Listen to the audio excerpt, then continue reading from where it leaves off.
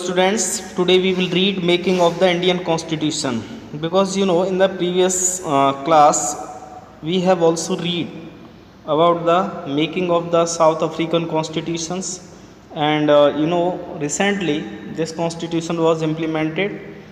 But making of the Indian Constitution, in our country the constitution was implemented on 26th Jan 1950. But before that, what was the conditions of our country? And before the 1947, our country is under the rule of Britishers. And on 15th August 1947, our country get the independence, and our country leaders wanted to our country leaders wanted the new constitution for India.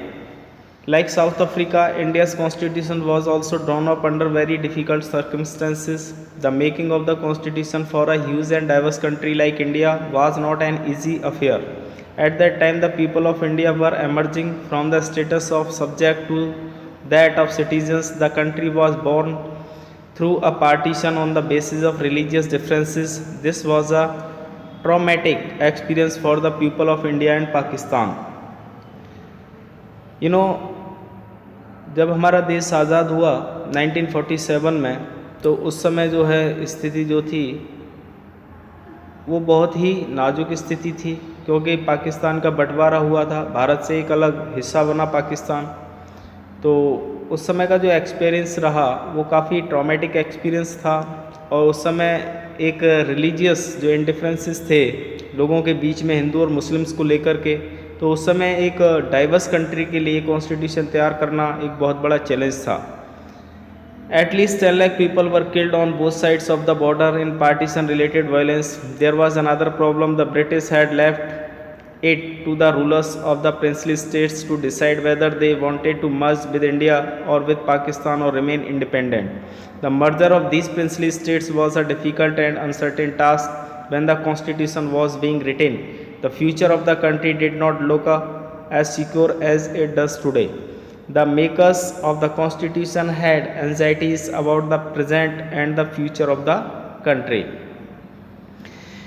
करीब 10 लाख लोग जो है उस partition के दौरान मारे गए थे दोनों तरफ से, चाहे वो इंडिया की तरफ से हों या वो पाकिस्तान की तरफ से हों। और ये केवल धर्म को लेकर के, क्योंकि हिंदू और मुस्लिम के जो राइट्स हुए उनके कारण करीब 10 लाख लोगों की हत्याएं हो गई।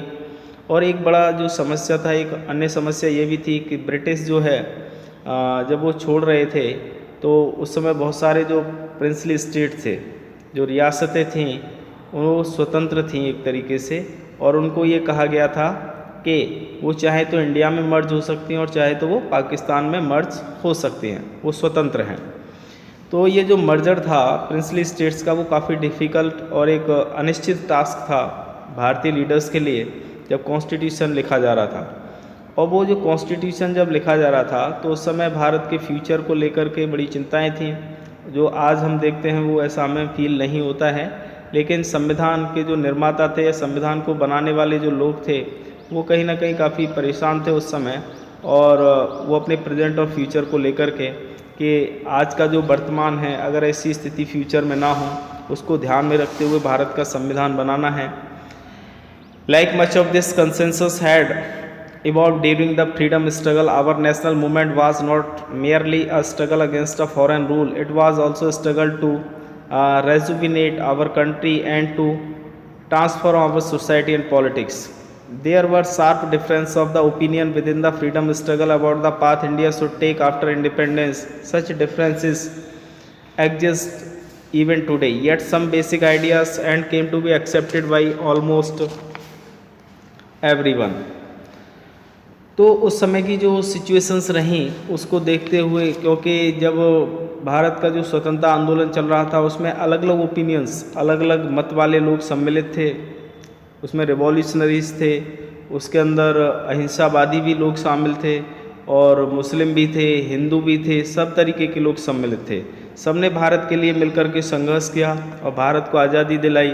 लेकिन स्वतंत्रता के बाद जो डिफरेंसेस निकल कर के आए वो कहीं ना कहीं इस प्रकार के जो आइडियाज़ थे जिनको एक्सेप्ट करना काफ़ी डिफ़िकल्ट भी था, क्योंकि समाज जो है वो हिंदू मुस्लिम के नाम पर बंट चुका था और लोगों के बीच में घृणा पैदा हो गई। और ऐसे समय में देश के लिए एक संविधान बनाना एक बहुत बड़ी चुनौती थी। As far back as in 1928 Motilal Nehru and 8 other Congress leaders drafted a constitution for India.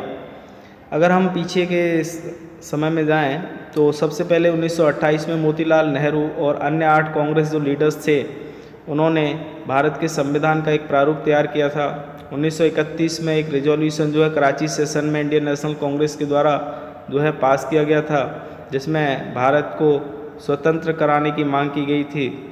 लेकिन बोथ दो documents were committed to the inclusion of universal adult franchise.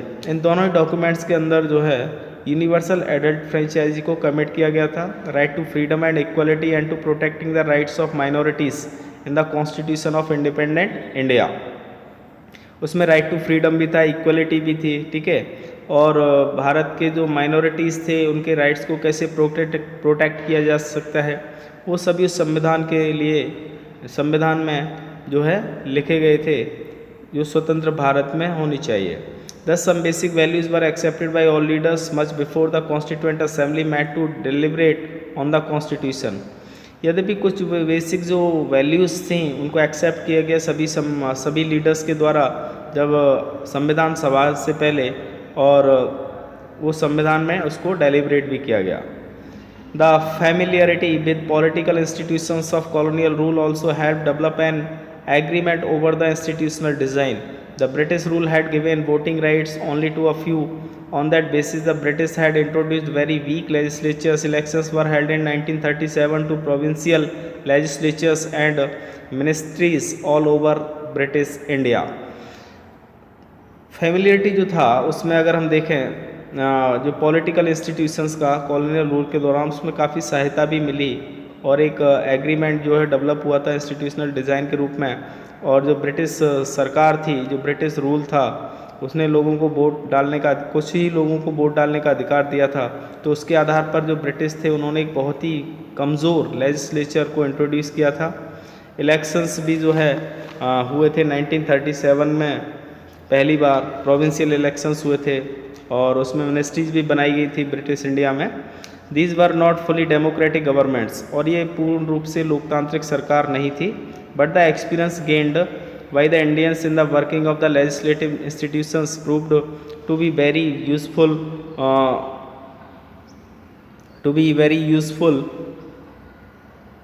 For the country in setting up its own institutions. तो उससे जो है भारतीयों को काफ़ी लाभ भी प्राप्त हुआ, क्योंकि लेजिस्लेचर कैसे वर्क करती है, इंस्टीट्यूशंस को कैसे जो है प्रूव किया जाता है, वो बहुत ही लाभदायक भी थे देश के लिए जिनको बनाया गया था इंस्टीट्यूशंस को, और वो किस प्रकार कार्य कर रहे थे उन सब के बारे में उनको जानकारियाँ भी मिली। That's why the Indian constitution adopted many institutional details and procedures from colonial law like the government of India act 1935। भारतीय जो संविधान है उसके बहुत सारे जो इंस्टीट्यूशनल डिटेल्स थे, प्रोसीजर्स थे, उनके जो है वो कॉलोनियल जो कानून बनाया गया था गवर्नमेंट ऑफ इंडिया एक्ट 1935 से लिए गए थे। Year of thinking and deliberation on the framework of the constitution had another benefit. Our leaders gained confidence to learn from other countries but on our own terms. Many of our leaders were inspired by the ideals of French revolution. The practice of the parliamentary democracy in Britain and the Bill of Rights in the US, the socialist revolution in Russia had inspired many Indians to think of shaping a system based on social and economic equality. Yet they were not simply imitating what others had done. At each step, they were questioning whether these things suited our country. All these factors contributed to the making of our constitution। तो जो बनाने की जो सोच थी यह सब काफ़ी जो है उस पर विचार भी रहा, किस प्रकार का फ्रेमवर्क होगा संविधान का।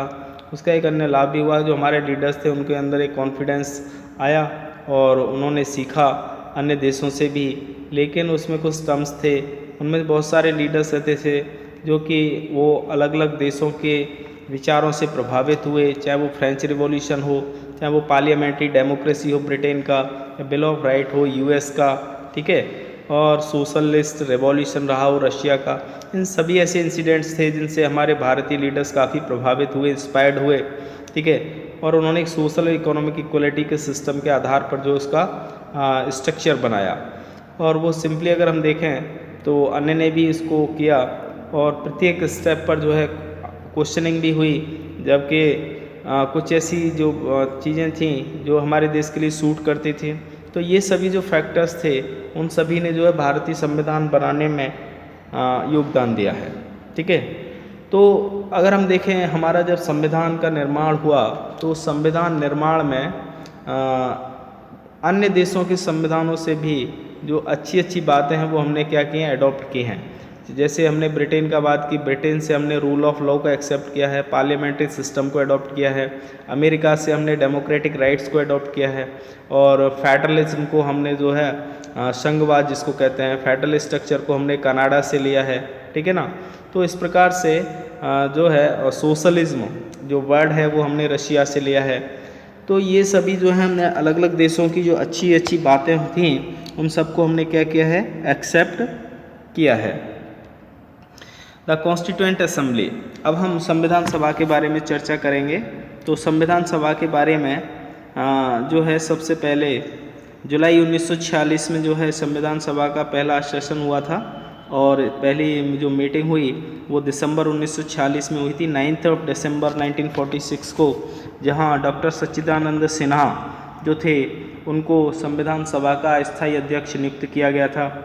लेकिन 2 दिन के बाद 11 दिसंबर 1946 को जो है डॉक्टर राजेंद्र प्रसाद को जो है स्थायी रूप से जो है संविधान सभा का अध्यक्ष बनाया गया, और इस संविधान सभा में 299 सदस्य सम्मिलित थे, और ये सभी जो सदस्य थे वो संविधान सभा का हिस्सा थे। और असेंबली ने जो है 26 नवंबर 1949 को जो भारतीय संविधान को एक्सेप्ट किया था, और 26 जनवरी 1950 को भारतीय संविधान जो है वो लागू किया गया।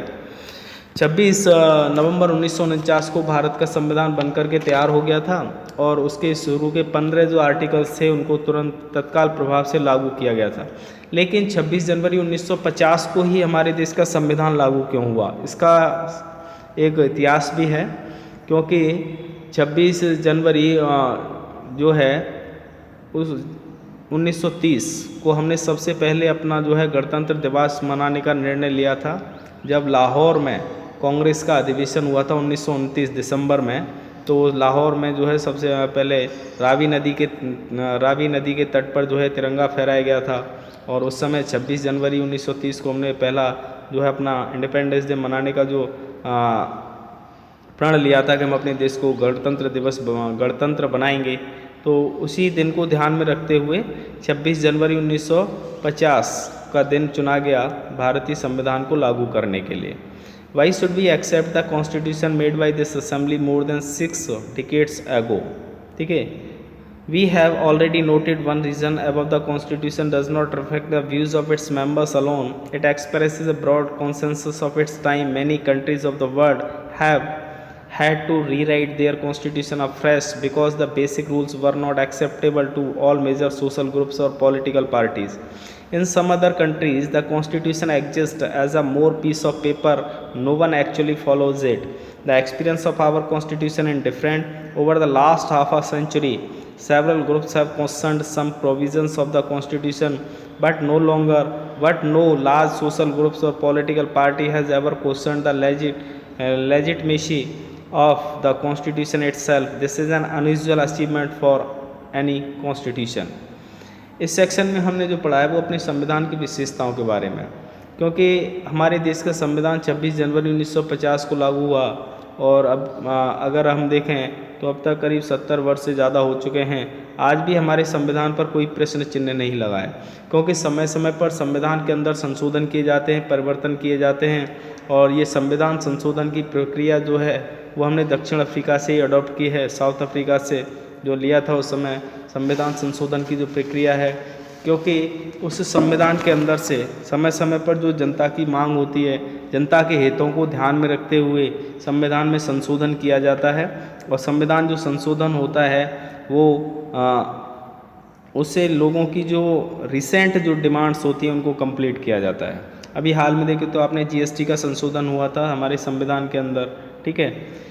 तो ये सभी जो है हमारे संविधान की विशेषता हैं। कभी भी किसी भी सामाजिक समूह ने या किसी भी राजनीतिक दल ने हमारे संविधान के ऊपर प्रश्न चिन्ह नहीं लगाया है। तो संविधान बनाने वाले जो लोग थे उन्होंने सभी जाति, धर्म, विशेष समुदायों का ख्याल रखते हुए संविधान का निर्माण किया था। और ये इस बात का जो है प्रमाण है कि आज भी लोग जो है संविधान पर कोई प्रश्न चिन्ह खड़ा नहीं कर सके। जबकि कई देशों में क्या हुआ है कि संविधान लागू हो गया, फिर उसको दोबारा से लिखा गया, बहुत सारे परिवर्तन हुए, लेकिन भारत में ऐसा नहीं हुआ है।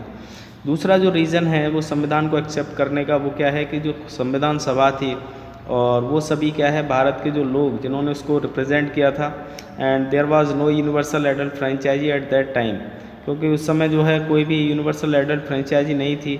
सो the constituent assembly could not have been chosen directly by all the people of India.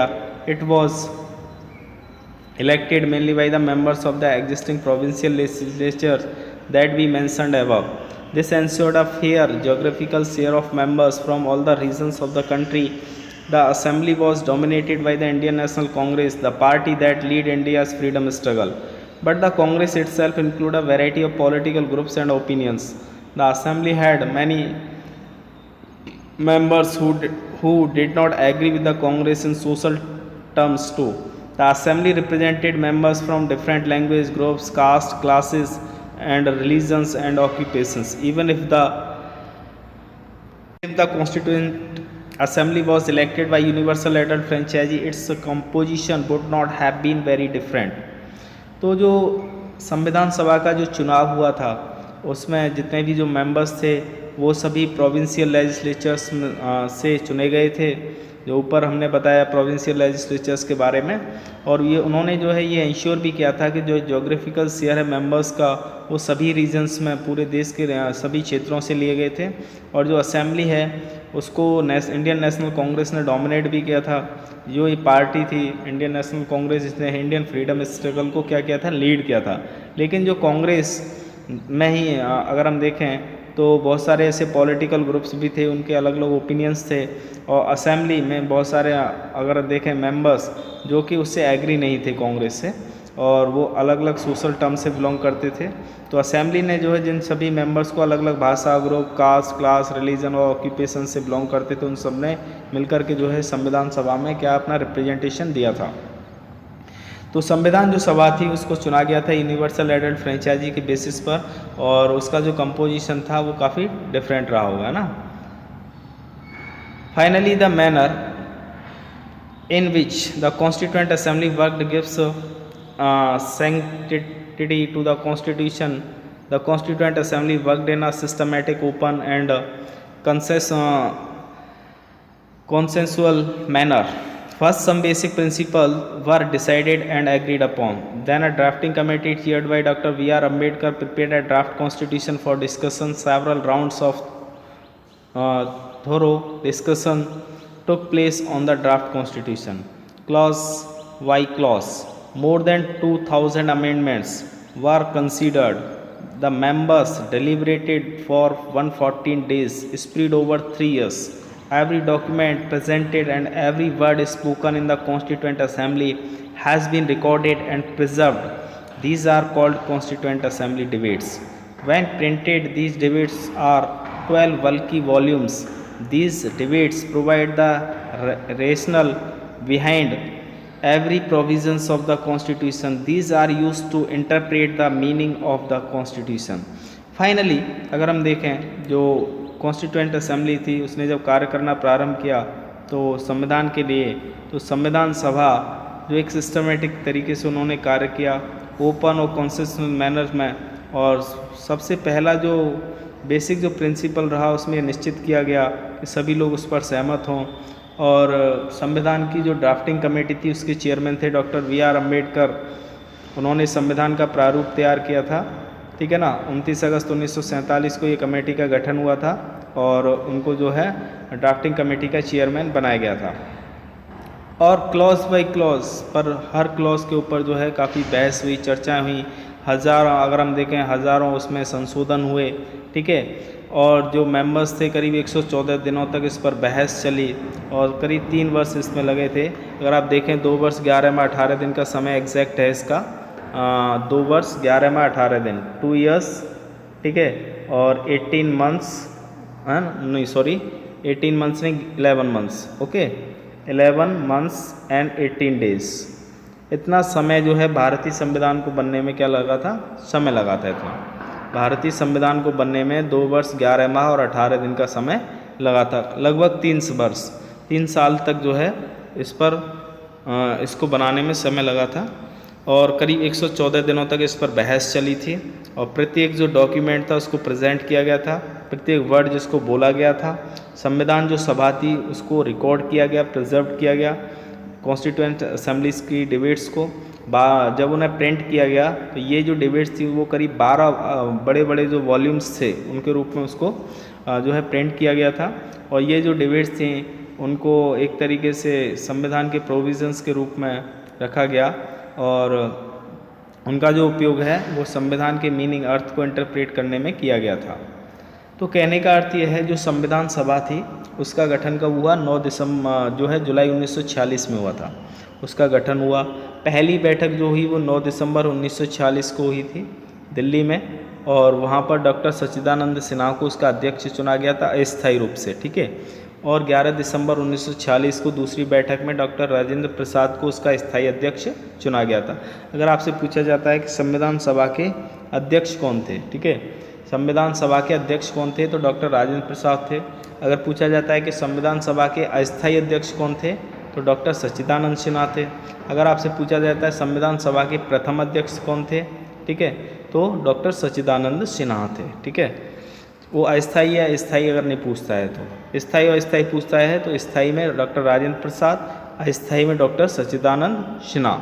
जो मेन पॉइंट्स है वो मैं आपको बता रहा हूँ। संविधान को बनने में 2 वर्ष 11 माह 18 दिन का समय लगा। संविधान सभा में 299 सदस्य थे, कितने थे, 299 मेंबर्स। संविधान जब बना तो उसमें करीब 114 दिनों तक बहस हुई, है ना, हर पॉइंट के ऊपर बहस हुई, ठीक है। और संविधान सभा में एक ड्राफ्टिंग कमेटी थी जिसको प्रारूप समिति कहा जाता था, उसके अध्यक्ष डॉक्टर BR अम्बेडकर थे, ठीक है। तो इसमें और भी लोग सम्मिलित थे जिनके नाम यहाँ पे दिए गए हैं, वो आप पढ़ लें। वल्लभ भाई पटेल थे, ये होम मिनिस्टर जो है गुजरात के थे, उनका जन्म गुजरात में हुआ। Minister of home, international broadcasting in the interim government, जो अंतरिम सरकार का गठन हुआ था उसमें ये होम मिनिस्टर भी बने थे, ठीक है ना। अबुल कलाम आज़ाद और TT कृष्णमाचारी, ठीक है। राजेंद्र प्रसाद के बारे में मैंने आपको बताया, जयपाल सिंह, है ना, जयपाल सिंह थे, SC मुखर्जी थे। और इनके अलावा आप देखें तो जी दुर्गा भाई देशमुख, ठीक है, और बलदेव सिंह, और भी आगे आपको नाम मिलेंगे, कन्हैया लाल, माणिकलाल मुंशी, ठीक है, भीमराव रामजी अम्बेडकर और श्यामा प्रसाद मुखर्जी, जवाहरलाल नेहरू, सरोजनी नायडू, सोमनाथ लाहिड़ी, ठीक है। ये सभी मेन लीडर्स थे जिन्होंने संविधान सभा में हिस्सा लिया और संविधान सभा के ये लोग क्या थे, सदस्य थे। इनमें बहुत ही महत्वपूर्ण व्यक्ति ये सम्मिलित थे और इन्होंने भारतीय संविधान को बनाने में एक महत्वपूर्ण भूमिका निभाई थी। तो अभी हमने जो है भारतीय संविधान सभा के बारे में पढ़ा कि संविधान सभा का गठन कब हुआ, संविधान सभा को ने जो है संविधान बनाने में कितना समय लगा और उन पर सभी पर जो है काफ़ी बहस और चर्चाएं भी हुई, ठीक है। अब हम नेक्स्ट सेक्शन में जानेंगे guiding values of the Indian constitution, ठीक है।